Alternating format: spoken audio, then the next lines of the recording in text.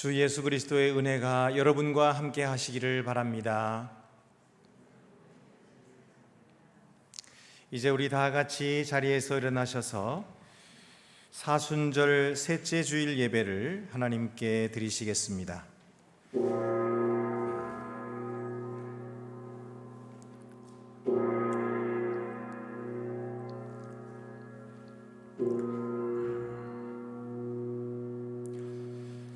수고하고 무거운 짐진 자들아 다 내게로 오라. 내가 너희를 쉬게 하리라. 나는 마음이 온유하고 겸손하니 나의 멍에를 메고 내게 배우라.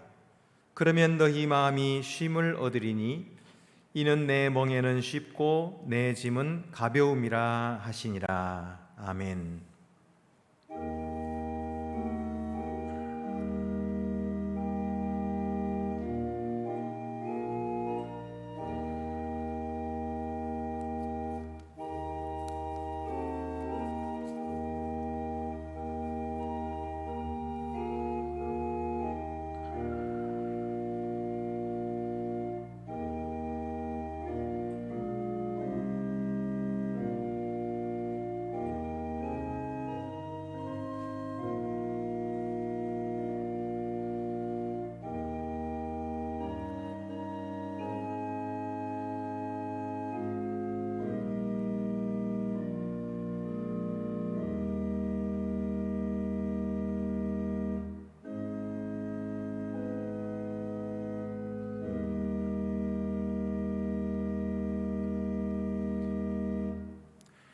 생명의 근원이신 하나님, 타는 목마름으로 고통당하던 인간에게 영원한 반석, 곧 우리 주 예수 그리스도로부터 솟는 은혜의 생명수를 허락하셨습니다.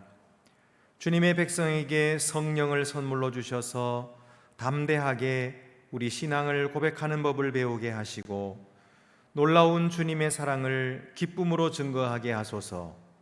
이제와 영원토록 성부와 성령과 함께 한 하나님으로 살아계시고 다스리실 우리 주 예수 그리스도의 이름으로 기도합니다.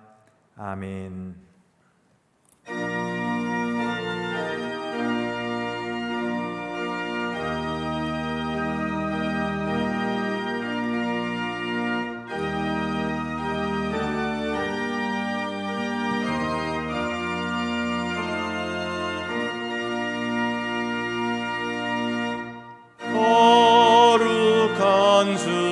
주님께 예배를 드리세.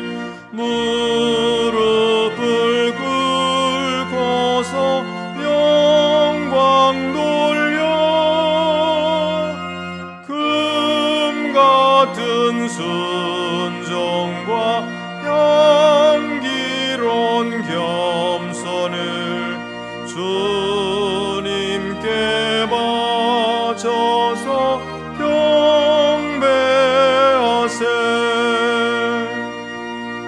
주 앞에 삼가서 겸손히 행하면 주 너를 언제나 돌보시리. 말씀엔 위로와 기도엔 응답을 내 갈 길 바르게 인도하리.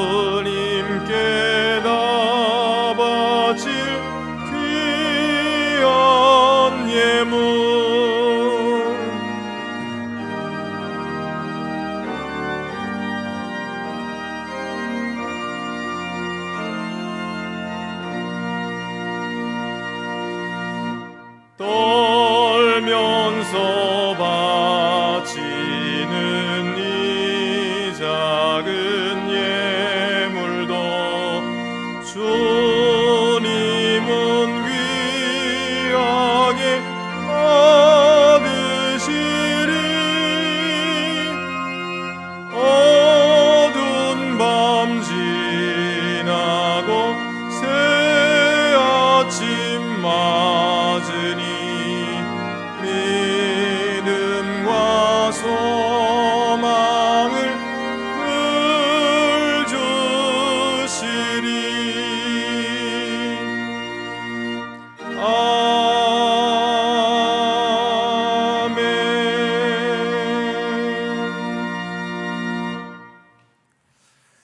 우리 주님 예수께서는 우리의 연약함을 친히 아시는 분이심을 기억합시다. 그는 모든 일에 우리와 한결같이 시험을 받으셨으나 죄는 없는 분이셨습니다. 그러므로 우리가 긍휼하심을 받고 때를 따라 돕는 은혜를 받기 위하여 은혜의 보좌 앞에 담대히 나아갑시다. 하나님과 이웃에 대한 우리의 죄를 조용히 고백하시겠습니다.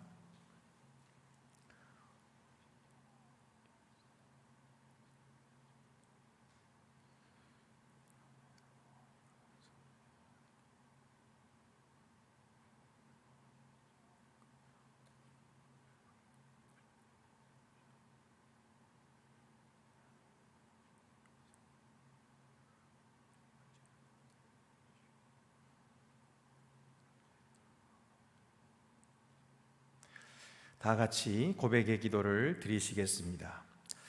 자비로우신 하나님, 하나님께서는 예수 그리스도를 보내셔서 이런 자를 찾고 구원하게 하셨습니다. 그러나 하나님을 떠나 흩어졌으며 주님의 길에서 벗어났음을 고백합니다. 우리는 더럽혀졌으면서도 스스로 정결하다고 생각하고 왜소하면서도 위대하다고 생각하는 교만으로 잘못된 길로 나아갔습니다. 우리는 사랑에 실패했고 정의에 게을렀으며 주님의 진리에 무심했습니다. 하나님, 자비를 베푸셔서 우리 죄를 용서하소서. 우리를 의의 길로 돌이키소서. 우리 구주 예수 그리스도의 이름으로 기도합니다. 아멘. 복된 소식을 들으십시오. 미쁘다 모든 사람이 받을 만한 이 말이여, 그리스도 예수께서 죄인을 구원하시려고 세상에 임하셨도다. 그가 친히 나무에 달려 그 몸으로 우리 죄를 담당하셨으니 이는 우리로 죄에 대하여 죽고 의에 대하여 살게 하려 하심이라. 내가 예수 그리스도의 이름으로 성도 여러분에게 선언합니다. 여러분은 용서함을 받았습니다. 하나님께서 그리스도 안에서 우리를 용서하셨으니 우리도 서로를 용서하는 것이 마땅합니다. 우리 주 예수 그리스도의 평화가 성도 여러분 모두와 함께 하기를 축원합니다. 이제 주위의 분들과 평화의 인사를 나누시겠습니다. 주님의 평화가 함께 하시기를 바랍니다. 주님의 평화가 함께 하시기를 바랍니다.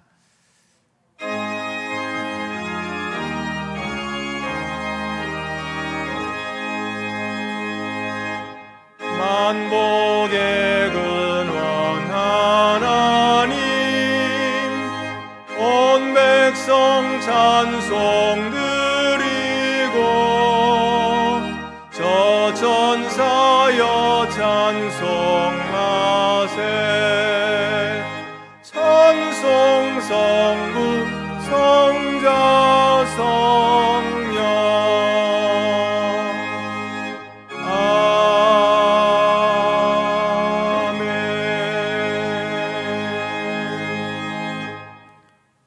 모두 자리에 앉으시겠습니다.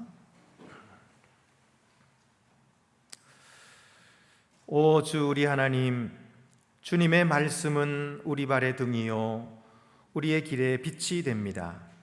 우리에게 믿음과 사랑 안에서 주님의 진리를 받을 수 있는 은혜를 주셔서 우리가 주님의 뜻에 순종하게 하시고 언제나 주님의 영광을 위해 살게 하소서. 우리 구주 예수 그리스도의 이름으로 기도합니다. 아멘.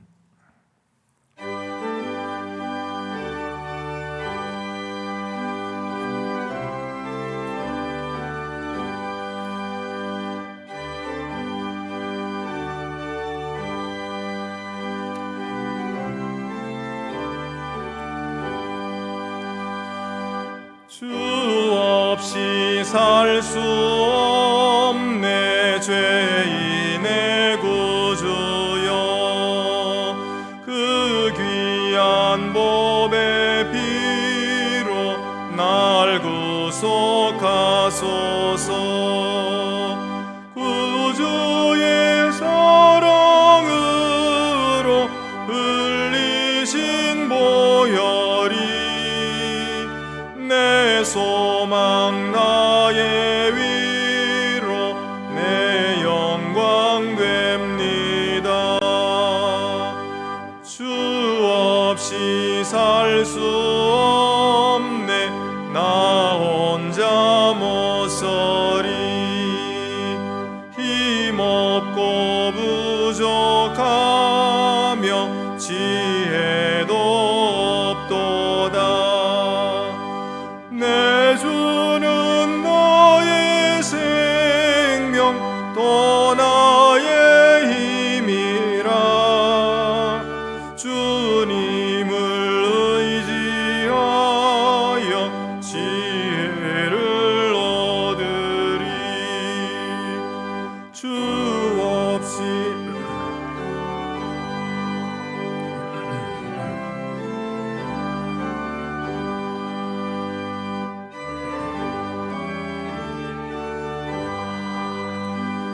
마음의 소원을 주밖에 나의 마음 네 알아주리요.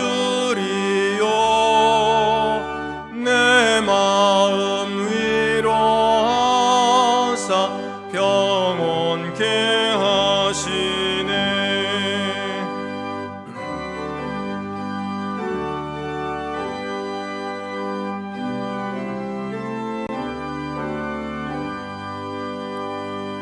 주 없이 살 수 없네 세월이 흐르고 이 깊은 고독 속에 내 생명 끝나도 사나운 풍랑일 때 날 지켜주시니 내 곁에 계신 주님 늘 힘이 됩니다.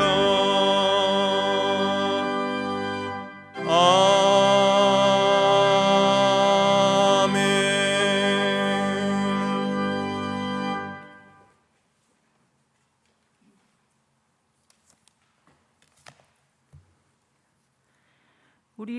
오늘 우리에게 주시는 구약의 말씀은 욥기 9장 3절에서 4절입니다. 구약 성경 768쪽에 있습니다.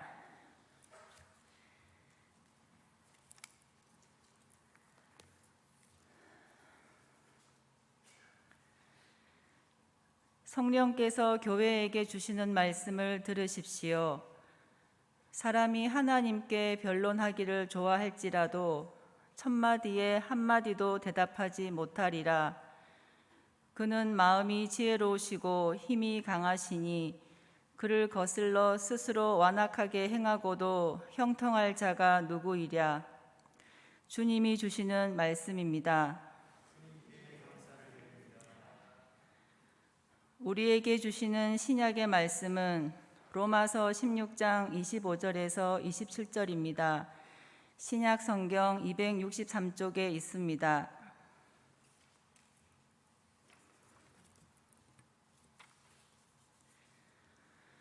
나의 복음과 예수 그리스도를 전파함은 영세전부터 감추어졌다가 이제 나타내신 바 되었으며 영원하신 하나님의 명을 따라 선지자들의 글로 말미암아 모든 민족이 믿어 순종하게 하시려고 알게 하신 바 그 신비의 계시를 따라 된 것이니 이 복음으로 너희를 능히 경고하게 하실 지혜로우신 하나님께 예수 그리스도로 말미암아 영광이 세세무궁하도록 있을지어다.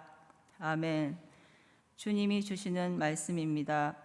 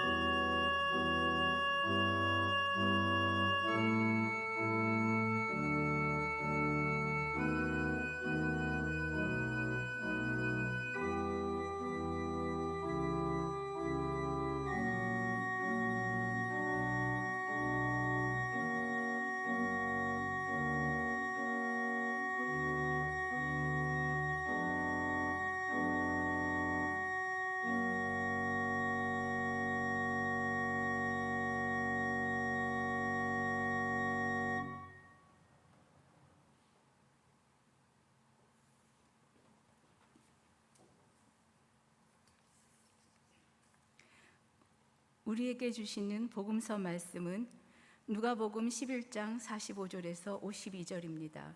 신약 성경 113쪽에 있습니다. 한 율법 교사가 예수께 대답하여 이르되 선생님, 이렇게 말씀하시니 우리까지 모욕하심이니이다. 이르시되 화 있을진저, 또 너희 율법 교사여, 지기 어려운 짐을 너희에게 지우고 너희는 한 손가락도 이 짐에 대지 않는도다. 화 있을진저, 너희는 선지자들의 무덤을 만드는도다. 그들을 죽인 자도 너희 조상들이로다. 이와 같이 그들은 죽이고 너희는 무덤을 만드니 너희가 너희 조상의 행한 일에 증인이 되어 옳게 여기는도다. 그러므로 하나님의 지혜가 일렀으되 내가 선지자와 사도들을 그들에게 보내리니 그 중에 더러는 죽이며 또 박해하리라 하였느니라. 창세 이후로 흘린 모든 선지자의 피를 이 세대가 담당하되 곧 아벨과 피로부터 제단과 성전 사이에서 죽임을 당한 사가랴의 피까지 하리라. 내가 너희에게 이르노니 과연 이 세대가 담당하리라.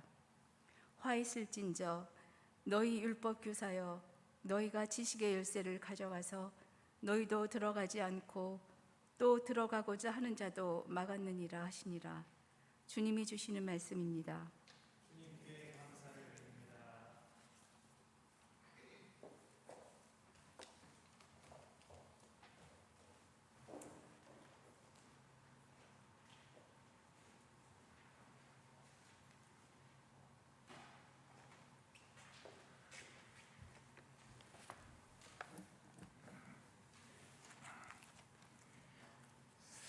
성경은 하나님이 지혜로우시다 라고 말씀합니다. 그리고 그는 홀로 지혜로우시다. 이 세상의 그 어떤 지혜도 또 어떤 자의 지혜도 하나님의 지혜를 따라갈 수 없다. 이렇게 말씀하고 계시죠. 욥기 9장 4절 말씀에 그는 마음이 지혜로우시고 힘이 강하시니 그를 거슬러 스스로 완악하게 행하고도 형통할 자가 누구이랴.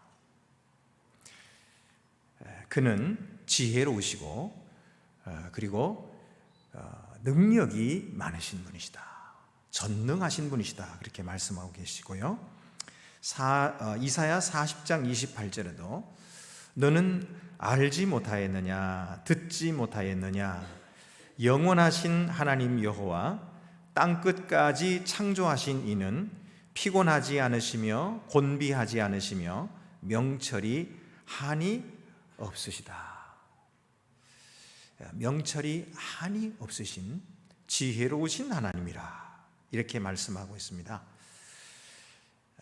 그런데 사람들은 생각합니다. 왜 하나님만 지혜롭습니까? 사람도 지혜롭습니다. 사람에게도 지성이라고 하는 것이 있고 판단할 수 있는 분별력도 있습니다.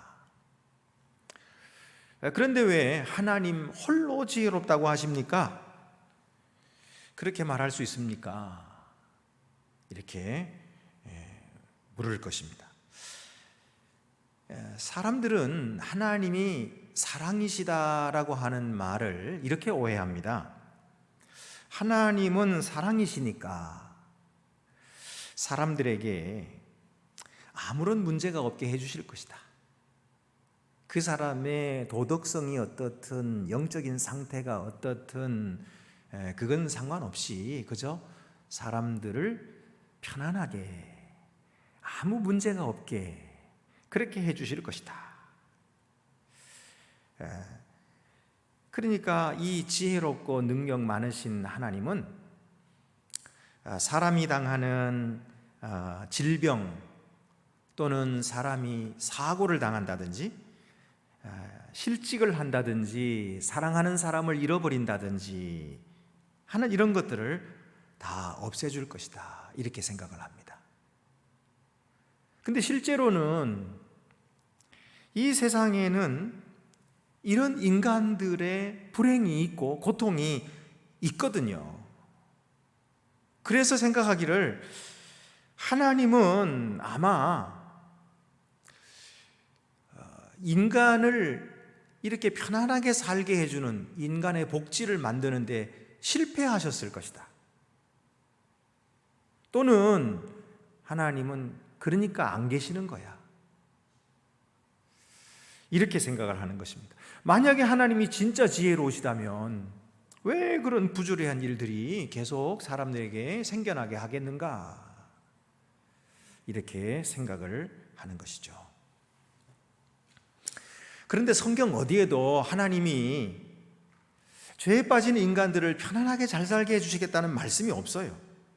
인간에게 있는 이 고통과 슬픔과 질병과 죽음을 면제해 주겠다고 약속하신 적이 없어요. 심지어는 믿는 하나님의 자녀들에게조차도 이 세상의 고통에서 면제해 주시겠다고 약속한 적이 없어요. 이 세상에서 당하는 불행을 너희들은 당하지 않게 해주겠다고 맹세하신 적이 없어요.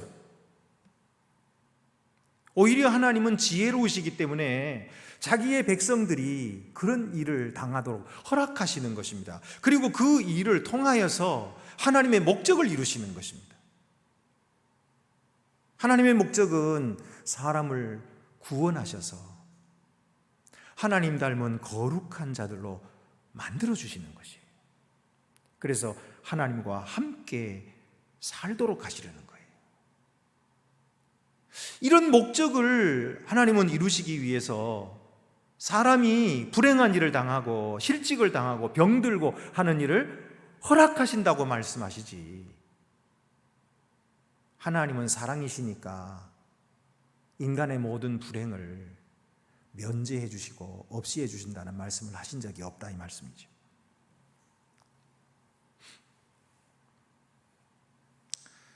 그러면은 하나님의 지혜는 도대체 무엇입니까? 사람의 지혜와 다른 것이 무엇입니까? 첫째로는 하나님의 지혜는 그의 백성이 하나님의 현존 안에 살도록 훈련하십니다.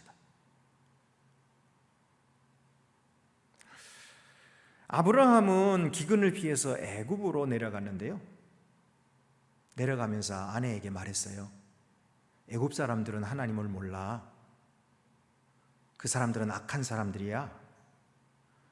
그러니까 당신처럼 이렇게 이쁜 미인을 보면은 빼앗으려고 나를 죽일 거야. 그러니 당신은 나를 보고 오빠라 그래. 이제부터 당신은 내 누이야. 사람들에게 그렇게 말하라고 했어요. 그래가지고 애굽으로 내려가서 그렇게 얘기하니까 애굽의 신하들이 이 사례가 너무 이쁘거든요. 그래서 애굽 왕 바로에게 데려갔어요. 애굽 왕 바로는 그 여인을 자기 아내로 삼은 거예요. 그런데 그 일로 말미암아 하나님이 애굽에 큰 재앙을 내리십니다. 그러니까 바로가 깜짝 놀래가지고 이 재앙이 어디서 온 거냐 알고 봤더니 남의 아내를 빼앗은 거예요. 모르고. 그래가지고 아브라함을 불렀어요. 당신이 어떻게 나에게 이렇게 했느냐? 내가 무슨 잘못을 했길래 이렇게 거짓말을 해가지고 나와 우리 백성이 이렇게 큰 재앙을 당하게 했느냐? 여기 내 아내가 있으니 데려가라. 그리고는 되돌려 준 거예요. 그 덕분에 아브라함은 양도 얻고 소도 얻고 많은 재물을 얻었거든요. 그리고 돌아왔어요. 아브라함은 참 형편없는 사람입니다. 왜냐하면은 자기 일신의 목숨을 부지하기 위해서 자기 아내를 팔아먹는 사람이에요. 도덕적으로 용기가 없는 사람입니다. 이런 사람이 어떻게 위대한 믿음의 조상이 될 수 있을까요? 이런 일이 한 번으로 그친 게 아니에요. 그 다음에 또 그런 일이 벌어지는데요.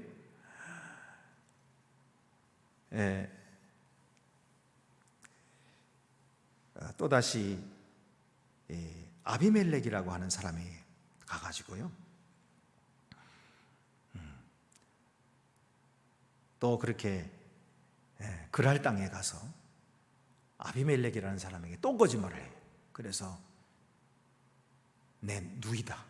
그래가지고 또 아비멜렉이 데리고 살려고 데리고 들어갔는데 하나님께서 그날 밤에 아비멜렉에게 현몽하셨어요. 꿈에 나타나셔가지고 이놈 아비멜렉아, 네가 하는 짓이 얼마나 악한 짓이 아니야. 막 그렇게 하니까 깜짝 놀래가지고 그제서야 이제 또 사라를 돌려주지요. 그래서 아브라함이 사라를 돌려받습니다. 자, 이런 아브라함은 형편없는 사람이고요. 뿐만 아니라 아브라함은 또 이 협박, 압박에 아주 약한 사람입니다. 그래가지고 쉽게 다른 사람에게 넘겨주는 사람. 하나님이 그에게 아들을, 하나님의 약속의 아들을 주시겠다 그렇게 약속했는데 몇 년이 지나도 아들이 없는 거예요. 그래서 사라가 생각할 때 하나님이 안 주시는 게 아니고 아마 우리가 잘못하는 거 아니야? 그리고서는 자기의 몸종 하갈을 아브라함에게 주면서 이 여자를 통해서 아들을 얻으라고. 그러니까 또 아브라함은 그 말을 듣고서는 하갈을 자기 아내로 맞이합니다. 그래가지고 이스마엘을 낳게 되거든요. 그런데 이 하갈이라고 하는 몸종이 여자가, 이 여종이 자기가 아브라함으로 말미암아 임신한 것을 알고서는 자기 여주인을 업신여기는 거예요. 아주 오만해졌어요. 업신여기고 무시하고. 그러니까 사라가 아주 마음이 괴로워서 미칠 지경이에요. 그래서 아브라함에게 막 불평을 하는 거예요. 당신이, 나는 당신을 위해서 한 일인데 어떻게 이런 일이 나에게 벌어지게 하느냐고 막. 그러니까 아브라함이 그래 알았다 당신 마음대로 해라.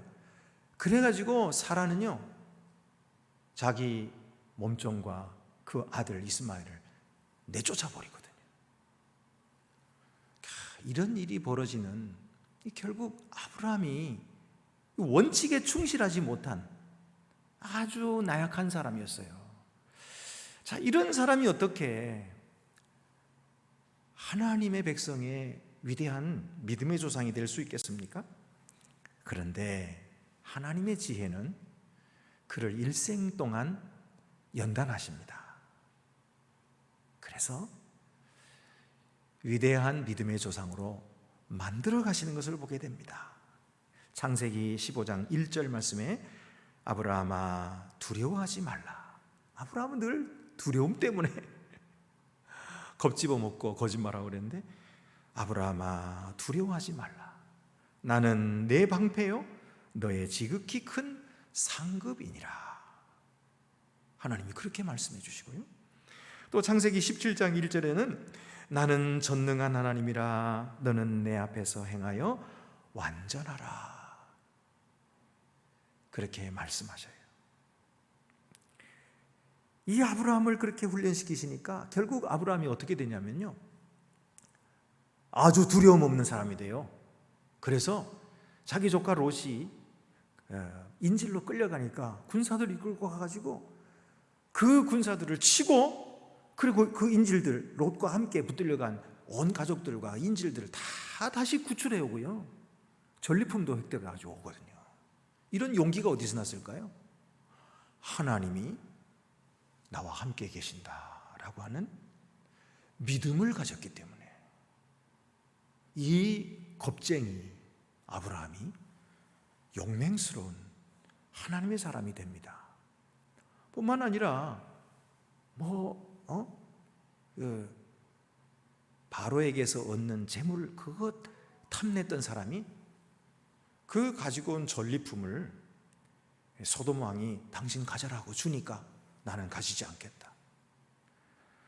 하나님이 내게 복을 주시는데 내가 너로 인하여 부를 얻었다고 그렇게 말을 듣고 싶지 않다. 그리고서는 딱 거절을 하거든요. 얼마나 멋진 사람인지 몰라요. 그래서 하나님께 영광을 돌려요. 이런 사람이 된다니까요. 뿐만 아닙니다. 아브라함은 75세의 아들을 주시겠다는 약속을 받고서 아들이 언제 나면 100세에 낳거든요. 25년 동안을 오래 참고 기다리는 인내의 사람이 됐어요. 뿐만 아니에요. 그렇게 오랫동안 기다려서 얻은 귀한 아들, 100세에 낳은 아들, 얼마나 귀한 아들입니까?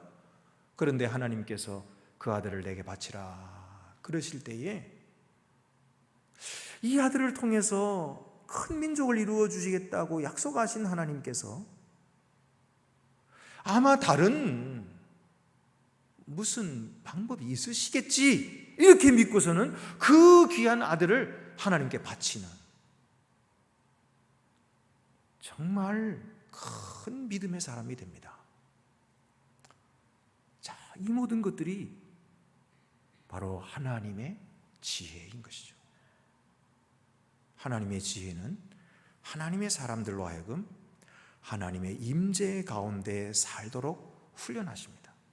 두 번째로 하나님의 지혜는 자기 지혜를 믿고 사는 사람들을 훈련하십니다.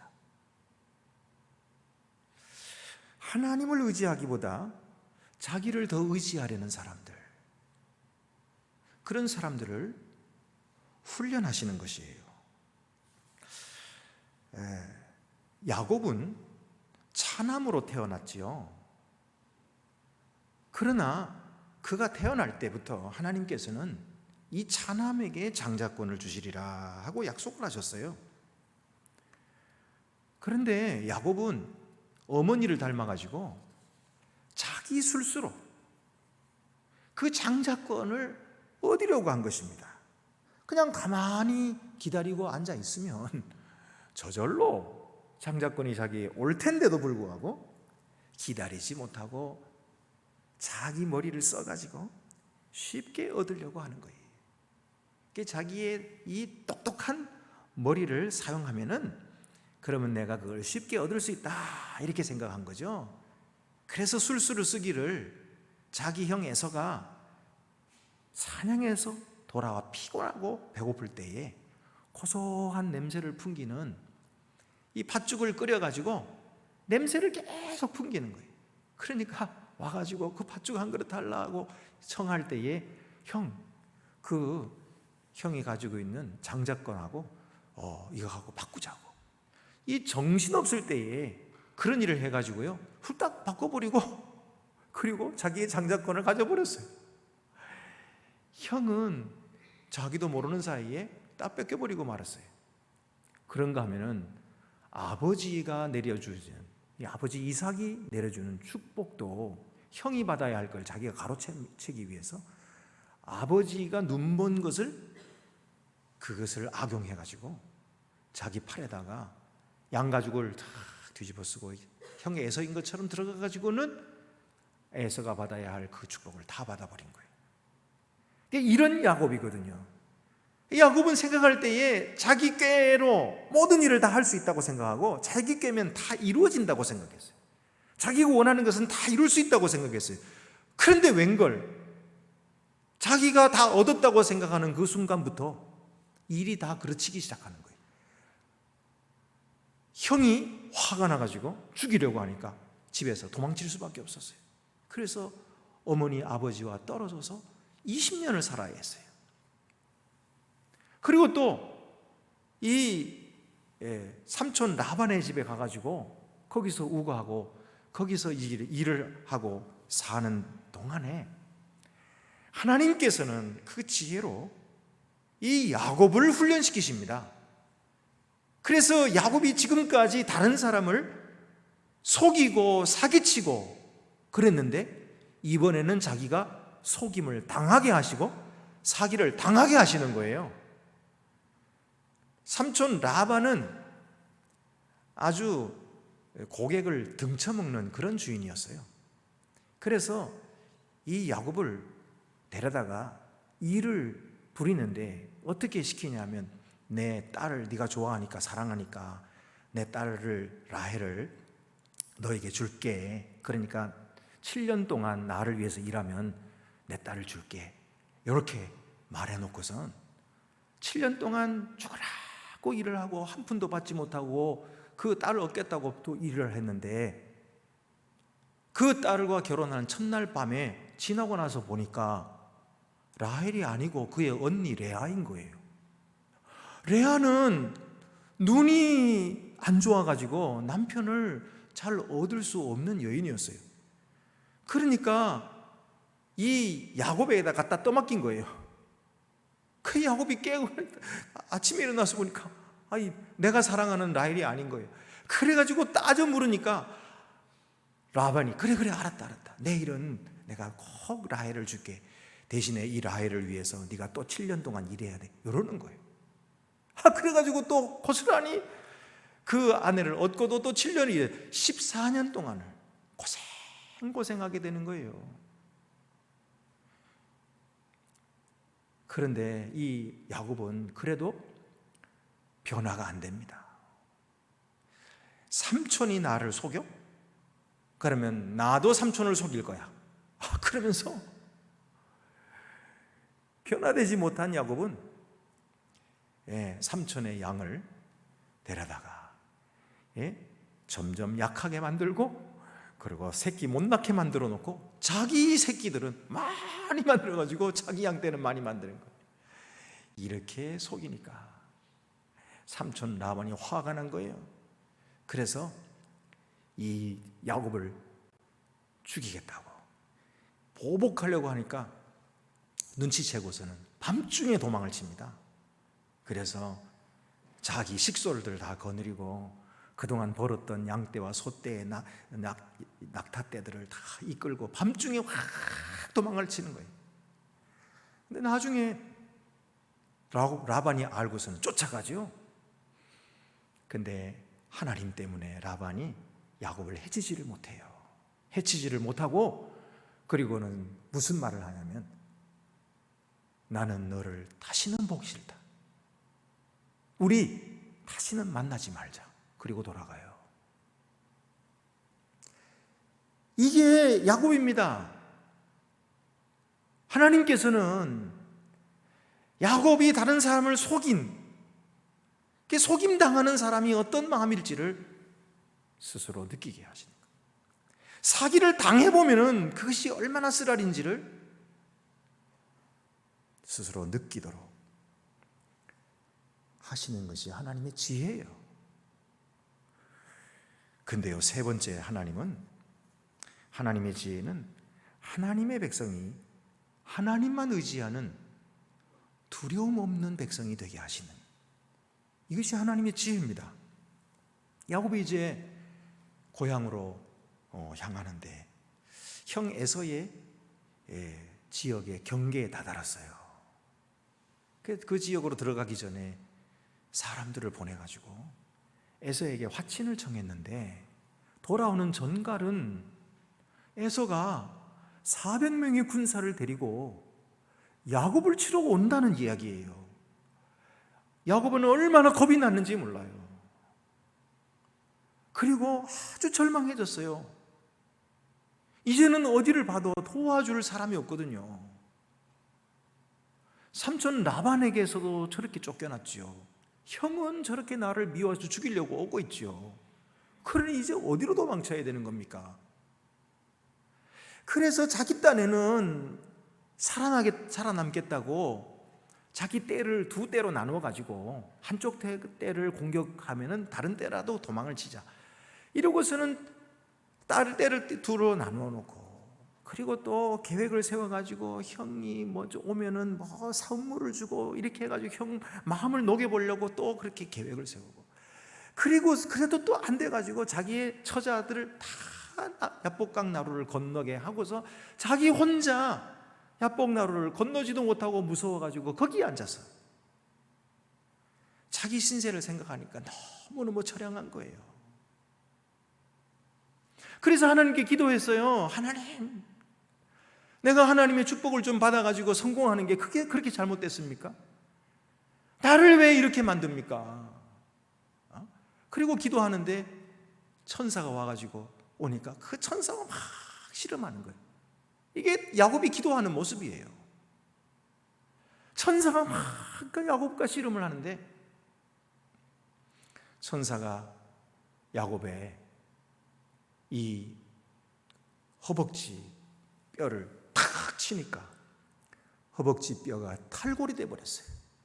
그러니 힘을 쓸 수 없죠. 한쪽 다리를. 얼마나 아픈지. 예?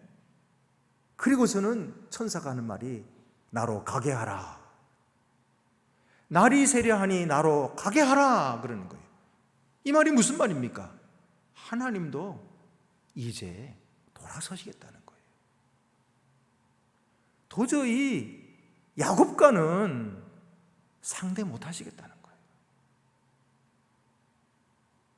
나로 가게 하라. 야곱이 얼마나 절망스러운지 몰라요. 아무도 나를 도와줄 사람이 없어요. 하나님마저도 나를 버리시겠다 하니 이제는 꼼짝없이 죽었구나. 이러면서 야곱이요 모든 것을 포기합니다.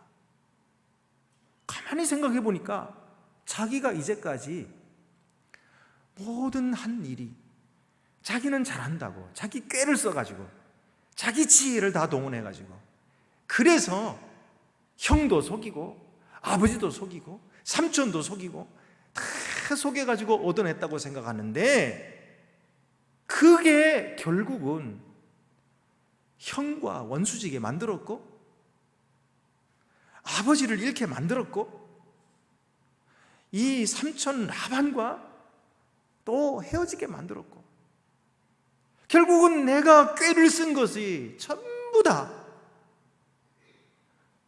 잘못된 일로 내게 돌아온 것을 깨닫게 된 거예요. 그래서 그는 모든 것을 포기할 수밖에 없었어요. 나로 가게 하라 하는 하나님을 붙잡았어요. 끝까지 붙들었어요. 나에게 복을 주지 아니하시면 결코 보내지 않겠습니다. 이제 남은 것은 하나님밖에는 없거든요. 그래서 하나님을 굳게 붙들었어요. 이것이 야곱의 믿음이었어요. 하나님은 야곱을 큰 믿음을 주시려고 자기 꾀 의지하지 않고 자기 수단, 자기 방법 내려놓게 하시고 그리고 오직 하나님만 의지하게 하시려고 하나님의 지혜로 그렇게 하신 거예요. 야곱은 하나님의 말씀을 들었어요. 내가 너를 이제부터 이스라엘이라 하리라. 야곱이라 하지 않고 이스라엘이라 하리라. 이스라엘은 하나님과 및 사람을 이긴 자라는 뜻입니다. 하나님께서 그를 사랑하신다고 말씀하시고 그에게 복 주시겠다고 약속하시니까 이 야곱의 마음은 다 녹아내렸어요. 이제까지 교만했던 거 다 겸손히 낮아졌고 그리고 하나님 앞에 이제는 절대로 하나님만 의지하겠습니다. 내 지혜에 의지하지 않겠습니다. 내 꾀를 의지하며 살지 않고 이제 하나님만 의지하며 살겠습니다. 그리고 쩔뚝쩔뚝 걸으면서 이 환도뼈가 부러졌으니까 그죠? 이 허벅지뼈가 탈골이 됐으니까 그러니까 지팡이를 짚으면서 그러면서 해가 떠오르는데 그런데 에서를 만나러 가는데요 하나도 두렵지 않은 거예요.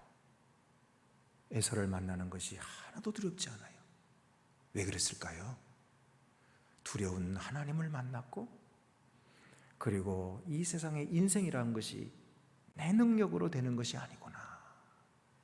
그래서 다 포기하고 내려놓고 이제 하나님만 의지하겠다. 그렇게 결정하고 자기 속에 있는 모든 꾀는 남김없이 다 벗어버리고 하나님만 의지하니까 하나님만 두려워하는 이 사람 마음속에 이 세상에 두려운 것이 아무것도 없어진 거예요. 그래서 에서를 만나고 에서와 화해하게 됩니다. 여러분, 하나님의 지혜는 사람을 이렇게 변화시키고 하나님만 온전히 의지하게 만드는 그런 놀라운 지혜이신 것입니다. 사람이 어떻게 변할 수 있겠냐고요? 사람은 절대로 변하지 않습니다. 그러나 하나님의 지혜는 사람을 변화시키십니다. 오늘도 그 하나님의 지혜가 우리를 다루시고 계십니다. 오늘도 그 하나님의 지혜로 우리를 인도하고 계십니다. 우리는 앞길을 알지 못해서 두려워하고 걱정하고 염려하지만 하나님은 오늘도 우리에게 말씀하십니다. 너의 지혜를 의지하지 말고 지혜로운 나를 의지하여라.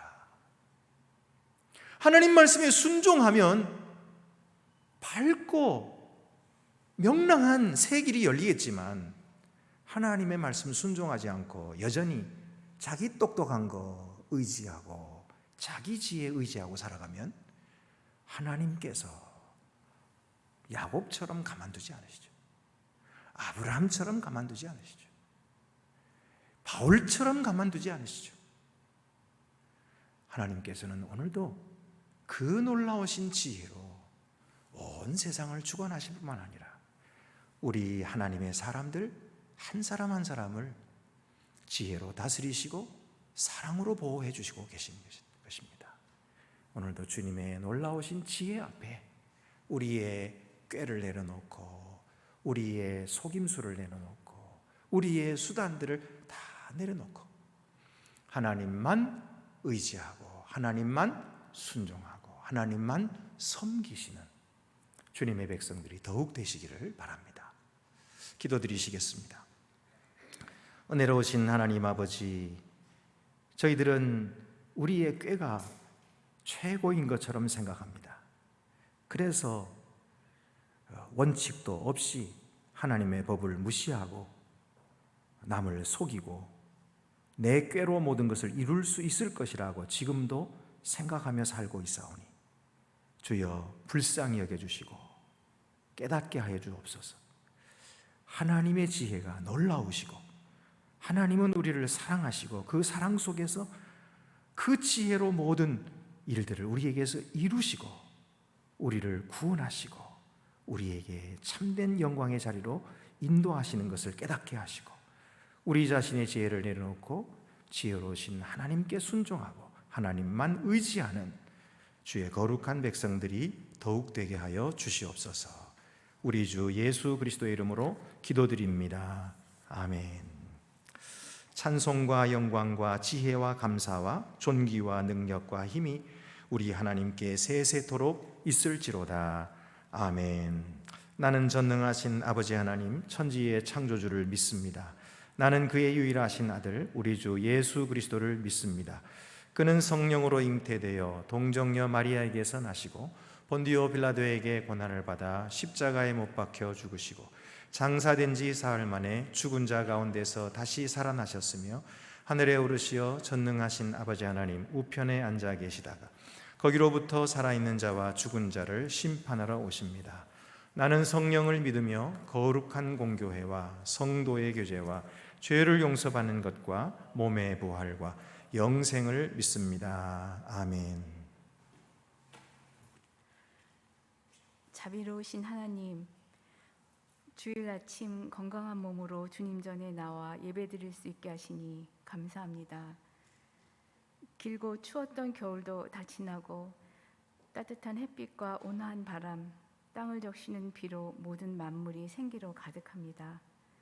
이 모든 것이 전능하신 하나님의 섭리와 은혜임에 감사할 뿐입니다. 그러나 이 세상은 전쟁과 질병, 큰 화재, 악의 다툼으로 허덕이고 있습니다. 그 가운데도 어리석은 저희들은 끝을 모르는 욕망으로만 치닫고 있습니다.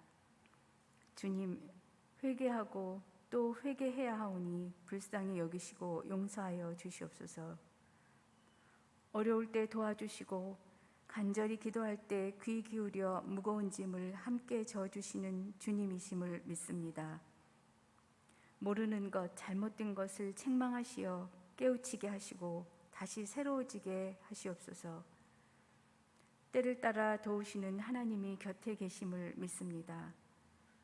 우리 마음을 십자가 밑에 비우고 겸손하고 깨끗하게 주님 앞에서 채움받게 하시옵소서.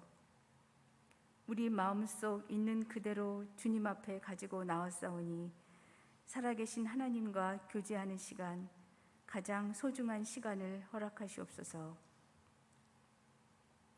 평안을 너희에게 끼치노니 곧 나의 평안을 너희에게 주노라. 내가 너희에게 주는 것은 세상이 주는 것과 같지 아니하니라. 너희는 마음에 근심하지도 말고 두려워하지 말라. 보혜사 성령님의 이 말씀을 묵상하며 또 한 주간도 살아가기 원하옵니다. 함께하여 주시옵소서. 친구가 되어주시는 우리 주 예수 그리스도의 이름으로 기도합니다. 아멘.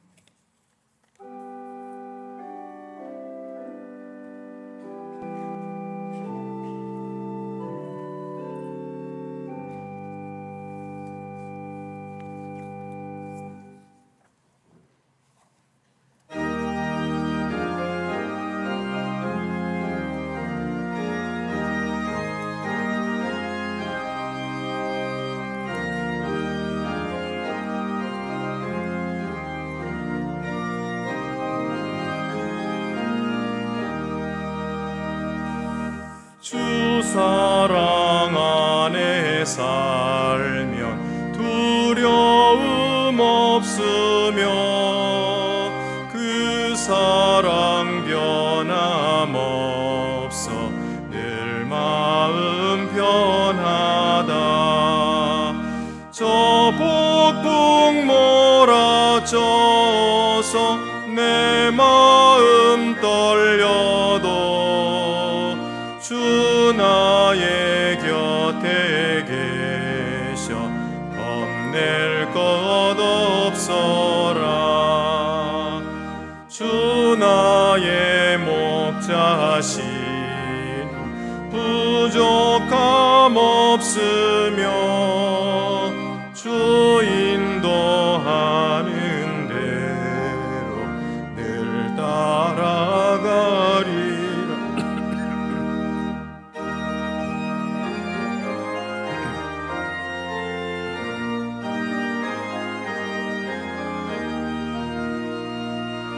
나 주의 길을 따라 주 함께 살리라.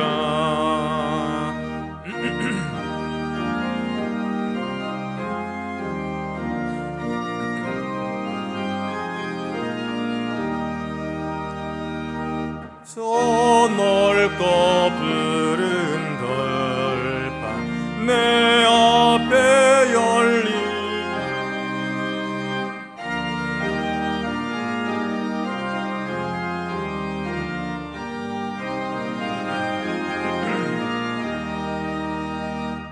끝없는 나의 소망 저 완한 생명길 참 보배 되신 주님 늘 함께 하소서.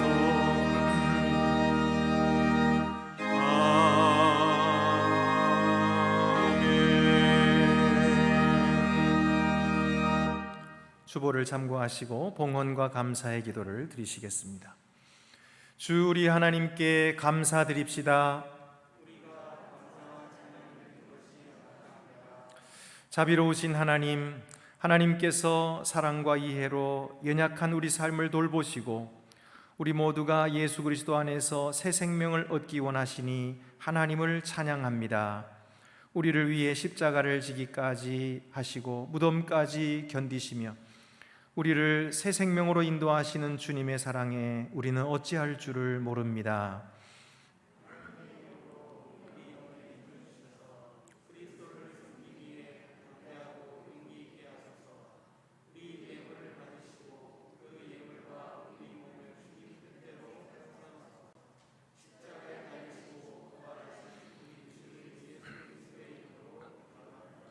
아멘. 하늘에 계신 우리 아버지, 아버지 이름을 거룩하게 하시며 아버지의 나라가 오게 하시며 아버지의 뜻이 하늘에서와 같이 땅에서도 이루어지게 하소서. 오늘 우리에게 일용할 양식을 주시고 우리가 우리에게 잘못한 사람을 용서하여 준 것 같이 우리 죄를 용서하여 주시고 우리를 시험에 빠지지 않게 하시고 악에서 구하소서. 나라와 권능과 영광이 영원히 아버지의 것입니다. 아멘. 모두 자리에 앉으시겠습니다. 성찬식을 거행하도록 하겠습니다.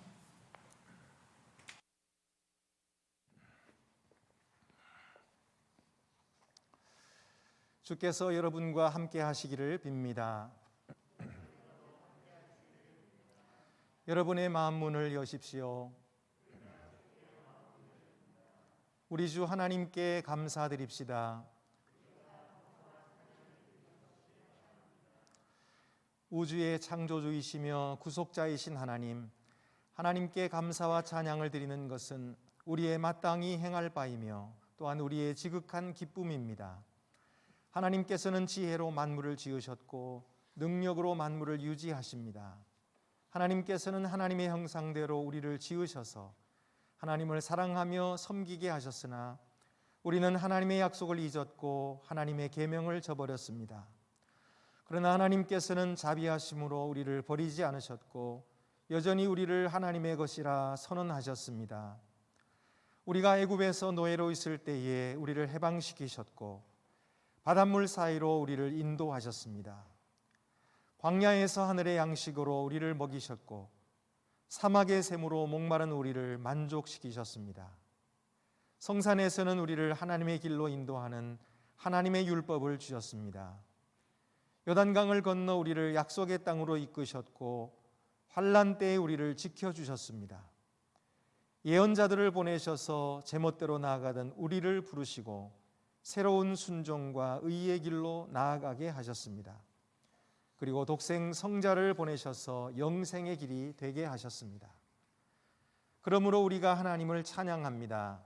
영광스러운 하나님의 이름을 영원토록 노래하는 하늘 성가대와 모든 시대 모든 곳의 모든 성도들과 함께 우리의 목소리를 높여 주님을 찬양합니다. 거룩 거룩 거룩하시다 온 누리에 가득한 주 영광 높은 곳에 호산나 거룩 거룩 거룩하시도다. 존귀의 하나님, 하나님은 거룩하시며 하나님의 아들 우리 주 예수 그리스도는 복되십니다. 예수님은 우리의 중한 죄를 담당하시고 우리 허물의 짐을 지셨습니다. 우리 인생의 길에 구속까지 동참하셨고 시험을 당하셨으나 끝까지 죄가 없으셨습니다. 온전한 주님의 소유로서 세례를 받으셨고 기꺼이 죽음을 받아들이셨으며 하나님의 능력으로 일어나셔서 새 생명이 되셨습니다. 하나님께서는 예수님의 죽으심과 살아나심으로 주님의 교회를 세우셨고 죄와 죽음에 매였던 우리를 놓아주셨습니다. 물과 성령으로 우리와 새 언약을 맺어 주셨습니다.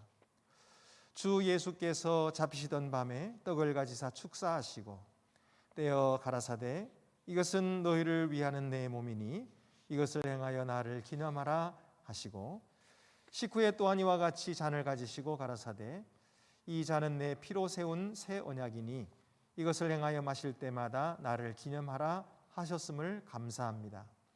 하나님의 모든 능력과 은혜의 행위를 기억하며 하나님께서 우리에게 주신 선물로부터 이 떡과 잔을 취하여 예수 그리스도께서 우리를 위해 이루신 구속의 기쁨을 기념합니다. 이 찬양과 감사의 제물을 거룩하고 산 예물로 드리는 우리의 몸으로 받으셔서 우리 삶으로 십자가에 달려 죽으시고 부활하신 분을 선포하게 하소서. 그리스도는 생명의 떡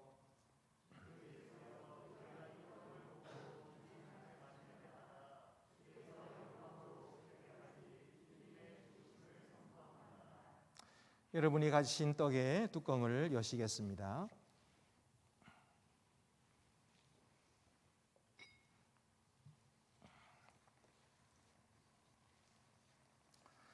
은혜로우신 하나님, 하나님의 영을 우리에게 부어주소서. 또한 하나님께서 주신 이 선물, 곧 우리가 떼는 떡과 축사하는 잔 위에 부으셔서 그리스도의 몸과 피의 성찬이 되게 하소서. 하나님의 영으로 우리가 그리스도와 하나 되게 하소서.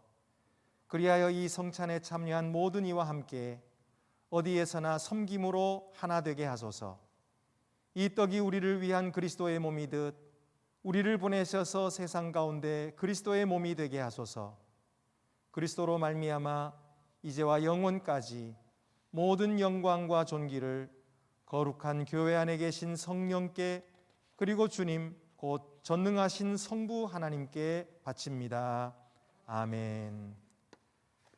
여러분의 떡을 높이 드시겠습니다.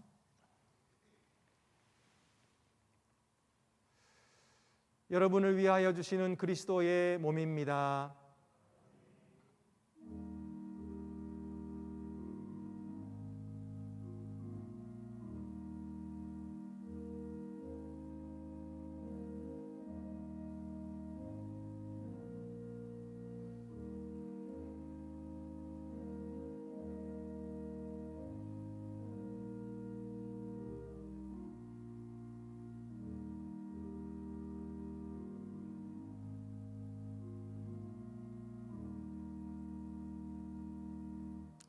다 같이 떡을 받으시겠습니다.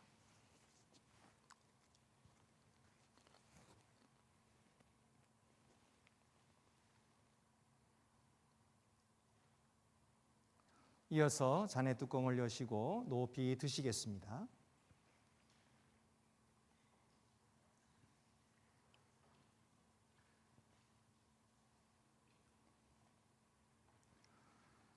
여러분을 위해 흘리신 그리스도의 피입니다.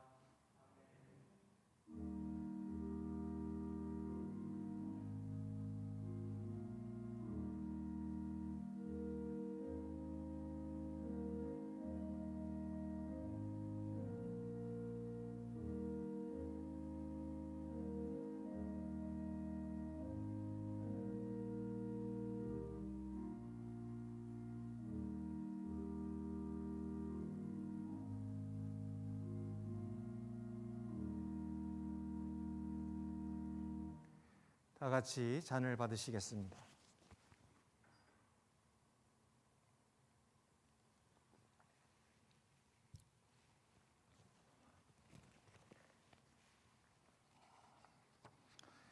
다 같이 성찬 후 기도를 드리시겠습니다. 하나님, 우리를 도우셔서 하나님의 부르심에 순종하고 모든 하나님의 자녀를 사랑하며 의를 행하고 자비를 베풀며 하나님의 모든 피조물과 더불어 평화롭게 살게 하소서. 광야와 같은 삶 가운데서 우리를 인도하시고 생수로 목마른 우리를 죽이시고 하늘 양식으로 굶주린 우리를 만족해 하소서. 우리에게 힘을 주셔서 약속하신 부활의 날 곧 모든 시대에 구속받은 사람들과 더불어 우리가 영광으로 주님의 상에서 주님과 함께 잔치에 참여할 때까지 주님을 신실하게 섬기게 하소서. 우리 주님 예수 그리스도의 이름으로 기도합니다. 아멘.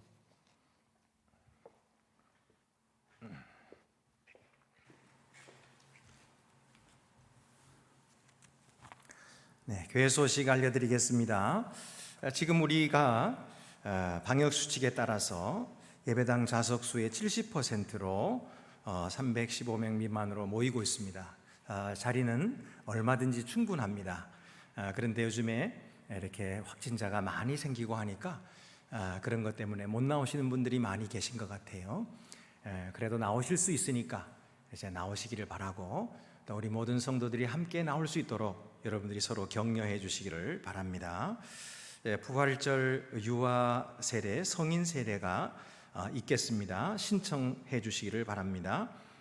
또한 작년 성경 공부가 이제 다시 시작되었습니다. 소그룹 모임도 시작되었습니다. 산불 이재민 구호를 위한 헌금을 시작합니다. 우리 함께 많이 참여해 주시기를 바라고, 그동안에 우리가 했던 코로나19 재난구호 헌금은 종료하기로 하고 나머지 관련 구제 사업은 계속하겠습니다. 여러분들께서 지금까지 내주신 금액은 2,874만 원이 되었고요. 그 중에서 2,000만 원은 이렇게 구호로 쓰여졌고 잔액이 830만 원이 있습니다. 나머지도 같은 목적으로 사용될 것입니다. 이렇게 열심히 참여해 주신 여러분들께 감사를 드리고, 앞으로 산불 재난을 위해서도 많이 도와주시기를 바랍니다. 우리 슬픈 소식입니다. 양은선 권사님 모친 되시고 윤상우 장로님의 빅모 되시는 고 권숙정 권사님께서 지난 15일에 별세하셔서 무사히 장례를 치렀습니다. 슬픔 당한 가정을 하나님께서 위로해 주시기를 바랍니다. 우리 이 시간에는 김종명 장로님 앞으로 나오셔서 탄소 줄이기 운동 말씀을 잠깐 전해 주시겠습니다. 안녕하세요. 3월 27일 다음 주일 1, 2부 예배 시간에 안동교회 탄소 줄이기 운동 선포식을 갖습니다. 선포식은 이미 보내드린 창조 질서 회복을 위한 안동교회의 고백과 결단을 우리 모두의 고백과 결단으로 선언하는 것이 되겠습니다. 보내드린 고백과 결단의 글이 다소 마음에 들지 않으시더라도 그 글의 취지인 안동교회 공동체가 한 마음으로 탄소 줄이기에 힘쓰자는 뜻에 모두 동참해 주시기 바라고, 바로 그런 차원에서 보내드린 고백과 결단을 각자의 고백과 결단으로 받아들여 주시기 바랍니다. 선포식 이후 시작되는 이 운동의 구체적 내용은 함께 보내드린 개인 가정의 10대 실천, 교회의 3대 실천입니다. 교회는 이미 3월 첫 주부터 매주 종이주보를 10부씩 단계적으로 줄여나가고 있습니다. 또 각 교육부서도 다음 주 예배 때 따로 선포식을 거행할 예정입니다. 참고로 안동교회 각 교육부서는 올해부터 이 운동과 뜻을 같이 하는 환경 활동을 교회교육 프로그램 안에 포함시켰습니다. 탄소 줄이기 운동이 다음 주일 시작된 후에는 이 운동의 정착과 발전을 위한 이벤트나 추가적 활동을 순차적으로 벌여나갈 계획입니다. 이런 것들 중에서 바로 시작되는 것은 탄소 줄이기 운동 로고와 슬로건 공모입니다. 다음 주에 이에 관한 광고가 나갈 것이니 이 광고를 보시고 여러분 많이 참여해 주시기 바랍니다. 또 4월 고난주간은 탄소 금식 주간으로 정해 탄소 금식을 하는 한 주로 보내고자 합니다. 탄소 금식, 이름처럼 그렇게 살벌한 것 아니고요. 우리가 충분히 할 수 있는 수준의 탄소 금식을 하는 한 주를 그 고난 주간을 통해서 보내고자 합니다. 안동교회 신앙의 선후배 여러분, 아무쪼록 이 운동이 시작은 미약하더라도 나중은 심히 창대하게 되도록 함께 힘써 행동합시다. 들어주셔서 감사합니다. 네, 고맙습니다. 이제 우리 다 같이 자리에서 일어나셔서 파송의 찬양은 삼천리 반도 금수강사 1절을 부르도록 하겠습니다.